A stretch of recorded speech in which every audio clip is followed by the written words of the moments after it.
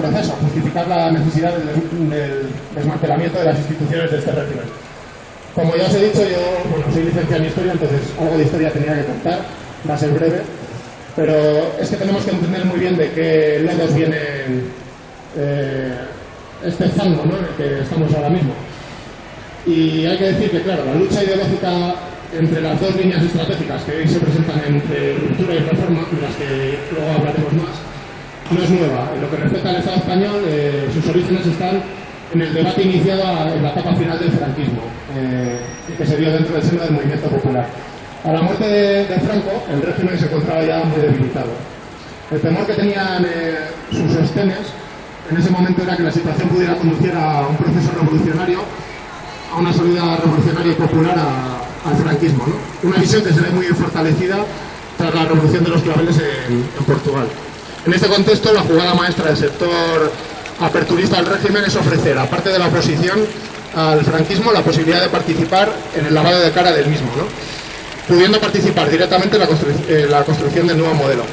Algunas organizaciones referenciales, ante tal oferta, renunciaron a su apuesta inicial por la ruptura con el régimen y no dudaron en criminalizar de cierta forma a quienes seguían apostando por la vía de la ruptura y legitimando de alguna manera la represión contra esa militancia. No hay que olvidar que la transición no fue modélica como cuentan, sino que se saldó con numerosas víctimas y bueno, pues muchas de ellas perdieron su vida, ¿no?, muchos luchadores y luchadoras. El proceso de elaboración de la Constitución del 78 es entonces un proceso tutelado, carente de participación democrática real y vigilado de cerca por el ejército. Las Cortes fueron elegidas mediante una ley electoral que favorecía el oficialismo, que no permitía a diversos partidos republicanos y de izquierda presentarse, y sin haber informado de la función que iban a desarrollar como constituyentes, incluso reservando al rey el nombramiento de 40 senadores. Esta Constitución, que nace de esta legalidad franquista y por tanto se hereda del golpe de Estado del 36, sirve para blindar aspectos como la monarquía, la economía de mercado, el olvido de los crímenes fascistas, la indisolubilidad de la nación española, la cooperación Iglesia-Estado y la tutela militar de la política española. Por supuesto, esta Constitución, redactada por 7 hombres y por ninguna mujer, que hay que decirlo, se sometió a referéndum global sin plantear cuestiones como la reforma del Estado. Y además este tuvo lugar en un clima de miedo y de represión. A cambio de esta imposición, para poder calmar el descontento y presión populares, el régimen también tuvo que aceptar ciertos avances, como el reconocimiento de la libertad sindical y política, de ciertos mecanismos de participación, de los derechos sociales básicos, etc. Sin embargo, la desaparición progresiva durante estas últimas 3-4 décadas del movimiento popular tras la derrota de la transición ha hecho posible que que estas conquistas parciales se hayan ido desmantelando, incluso en el ámbito referente a las libertades políticas. En definitiva, la transición consigue garantizar en una nueva situación política el dominio de la misma oligarquía que lava su cara gracias a la absorción de la izquierda reformista, haciendo que el régimen tome la forma de una monarquía constitucional y, como se suele decir, cambiándolo todo para que no cambiase nada. Sobre la Constitución del 78 me parece relevante incidir que está caduca y después de 35 años de vigencia esta solo es defendida por aquellos que comen de sus abrevaderos y por los despistados, que también hay unos cuantos, ¿no?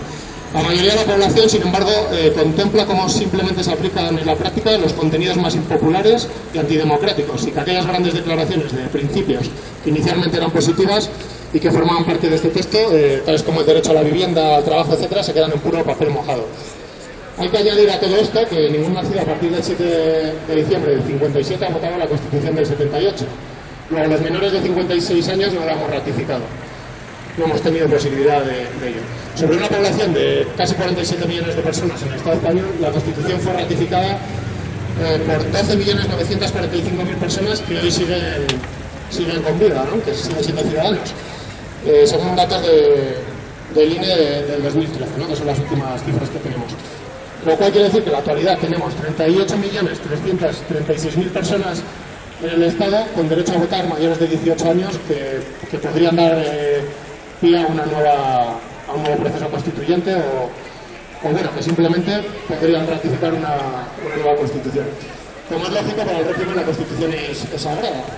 Ahora bien, no hay ningún tipo de problema en que el Partido Popular y el Partido Socialista, si es necesario, se pongan de acuerdo de la noche a la mañana para modificar cualquier punto de espaldas a la ciudadanía, como hicieron hace un par de veranos, ¿no?, cuando incluyeron el límite del déficit. La Constitución, además de blindarse a sí misma, blinda al propio régimen. Hay que decir que para pasar de una monarquía a un sistema republicano, que es de lo que va este ciclo de charlas de la monarquía, haría falta 2/3 partes del apoyo del Congreso y del Senado, por lo cual una minoría se puede imponer a la mayoría. Además, según el último barómetro del CIS, más del 65% de los ciudadanos del Estado está insatisfecho con la Constitución del 78. Bien, dicho esto, ¿qué es un proceso constituyente? Desde hace algún tiempo en el seno del movimiento popular se ha empezado a hablar de proceso constituyente, procesos constituyentes, términos utilizados también en los procesos de carácter progresista que se están dando en Latinoamérica, ¿no?, que pueden ser interpretados de diferentes formas. Literalmente, un proceso constituyente sería el mecanismo durante el cual se genera una constitución, apelando a su legitimidad y garantizando unas mínimas garantías democráticas, como es la designación de una asamblea constituyente mediante elecciones libres y su ratificación por referéndum. Evidentemente, el pueblo tiene que hacer algo más que ratificar una constitución simplemente, ¿no? Debe participar en su elaboración. Como hemos visto, el proceso de gestación de la Constitución del 78 no cumple estas garantías. Y es que en el Estado hablar de proceso constituyente equivale prácticamente a hablar de un proceso revolucionario, de un cambio revolucionario que permita modificar las estructuras políticas, económicas y territoriales, puesto que los poderes establecidos evidentemente nunca van a cometer ese proceso por iniciativa propia. Aún así, hemos de ser conscientes de las limitaciones que puede generar un proceso constituyente, ya que se pueden generar procesos de multitud de tipos dependiendo de la correlación de fuerzas que haya en cada momento, incluyendo la posibilidad de que se den en clave reaccionaria, ¿no? Es una de los peligros que se tienen. Una nueva Constitución tampoco tiene por qué venir acompañada de cambios revolucionarios, pero es evidente que no existe posibilidad de cambio revolucionario dentro de las actuales instituciones y dentro de la actual constitucional, ¿no? Pues esta es un marco legal destinado a mantener el status quo. Sabiendo esto, debemos notar la diferencia entre pedir una nueva Constitución, que no es lo que estamos pidiendo, y generar un nuevo proceso constituyente en manos del pueblo trabajador, de las capas populares, ¿no?, que es esto lo que pedimos. De la capacidad de actuación de los sectores rupturistas y del nivel de autoorganización y concienciación política del movimiento popular depende el resultado de este proceso. De hecho, la propia Constitución se protege de reformas por petición ciudadana en su artículo 87, donde dice que una iniciativa ciudadana no procede en materias propias de ley orgánica, tributarias o de carácter internacional, ni lo relativo a la prerrogativa de gracia. La reforma no es una posibilidad ni por convicción política ni por las posibilidades y resultados que pueda dar esa reforma.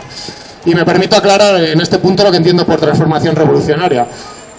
Para mí, y bueno, en el círculo de gente con la que tenemos la posibilidad de compartir estas ideas, una transformación revolucionaria es un cambio de sistema político que lleva aparejado modificaciones en el modelo económico y social a cierta escala, ¿no? Y estos cambios han de ser impulsados por un movimiento popular que puede tener características diversas, pero que necesariamente ha de implicar una variación cualitativa en la composición de clase del bloque dominante. De esta formación social correspondiente a la que hablo, ¿no?, con una exclusión de los sectores, digamos, más vinculados al sistema que cae y con una incorporación significativa del movimiento popular que impulsa esa transformación. En la práctica, los procesos revolucionarios evidentemente incluyen una gran variedad de casos, ¿no?, y una gran pluralidad. No hay que confundir lo que es deseable tampoco con lo que es posible en cada contexto, ¿no? Y por tanto tenemos que hacerla confluir la voluntad de hacer con la capacidad de hacer, sabiendo que ningún avance evidentemente es inmaculado o puro, ¿no? Evidentemente esto es pura dialéctica. Añado que no tenemos que tener tampoco miedo a los procesos revolucionarios, y a lo que tenemos que tener miedo de verdad las capas populares y los trabajadores es a que nada cambie, a que todo siga la misma línea, porque nos están machacando.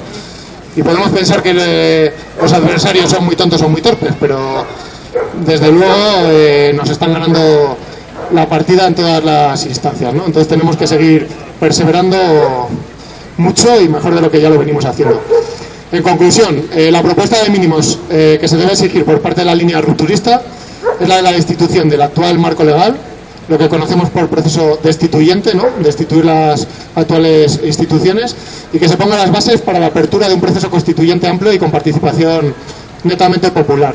Creemos, por tanto, que es tarea primordial desmontar el régimen surgido del 78, condición necesaria para cualquier cambio posterior.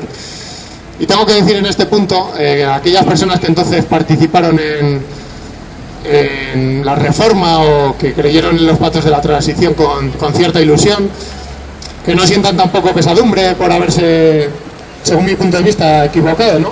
Y que tampoco traten de justificarlo con que no se pudo hacer más. Los jóvenes tampoco estamos para pedir o echar en cara nada a las generaciones que nos han enseñado a luchar, desde luego.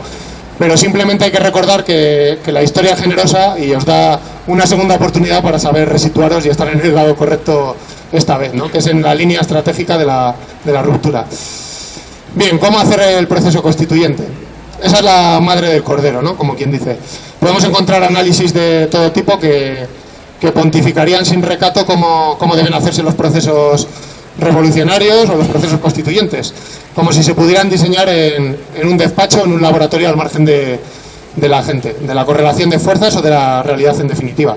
Y es que estamos hablando de cuestiones sociales, no estamos hablando del funcionamiento de una máquina. Por tanto, es necesario que el propio desarrollo del proceso sea el que nos diga cómo se va a materializar en función de múltiples circunstancias, ¿no? Y esto no supone dejar de lado la planificación, aspecto que tenemos que afinar mucho y seguir mejorando. Eso sí, creemos que hay varios puntos clave que podemos destacar y sobre los que es importante ir trabajando.